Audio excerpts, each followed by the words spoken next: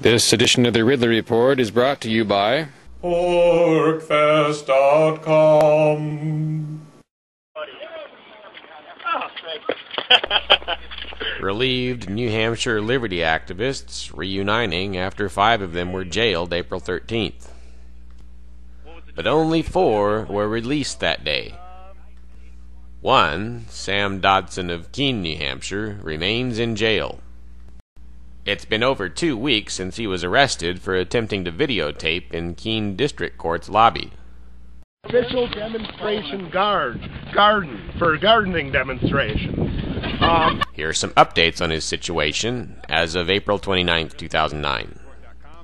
First, for those of you who are sending him postcards and sending them directly, you should remember that postal rates are going up on May 1st, at least for postcards.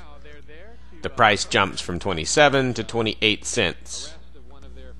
Sam is blogging from jail, and a man claiming to be one of his fellow inmates has written a letter claiming that Sam is being denied food.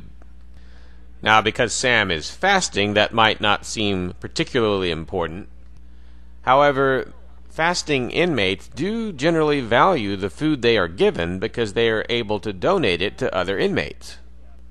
It generally helps ease tensions, if there are any.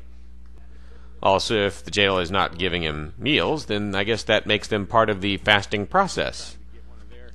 Also, an idea I had for continuing to cover these events better and better at Keene District Court.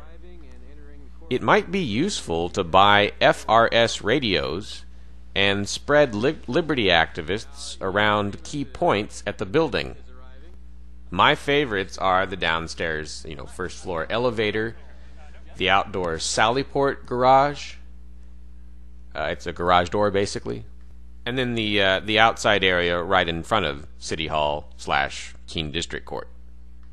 If we had had one camera at each of those locations, we probably would have captured everything that happened on April 13th outside the courtroom lobby. In the absence of FRS walkie-talkies, we could simply just, the people who are going to be at each location could simply swap cell phone numbers, or you could just get a few cell phone numbers of people who are at the event, and you could have them call you if things change and you need to move, or you could call them if you want to know what's going on. This video will probably air after May 1st is come and gone, but there are currently a lot of events scheduled for May 1st, including Mike Barsky's trial for holding an illegal gathering. Barsky was charged for organizing a thing called Keene Freedom Fest, but refusing to get a permit from the city. Marijuana activist Andrew Carroll will be tried the same day for his pre-announced January civil disobedience. He was arrested for holding a small quantity of marijuana at Railroad Square in Keene.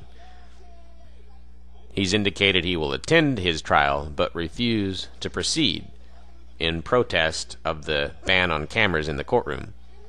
That's the latest I have on the right to record revolt this April 29th, 2009. Oh, well, actually, I have a couple other thoughts. This type of crackdown seems likely to improve not necessarily just the quantity, but also the quality of activists that moved in New Hampshire. If you look at the civil rights crackdowns in the early 60s, that drove a lot of activists to move to the South, with the Freedom Summer and so forth. And the more violent and bloody the crackdowns got, the more activists of the best type seemed to flow into the South. When it comes to activists moving to New Hampshire, there's already a culling effect that goes on. The difficulty of uprooting your life, loading a truck and so forth, that already filters out a lot of fair weather friends we could do without. It's one of the reasons why the activists who moved to New Hampshire tend to be the best liberty activists in the country. Almost each and every one of them is lit on fire. Government crackdowns of this type could further refine the quality of our incoming activists. And if the crackdown on Ian Freeman is any indication, it also does improve the quantity of incoming activists. The Keene Liberty population appears to have doubled in just the last 4 months since the crackdown on Freeman. Those are my thoughts and updates for now. It's Dave Ridley signing off. Did you enjoy the New Hampshire Liberty Forum? Would you like another crack at New Hampshire during a prettier time of year? Porcupine Fest happens every summer.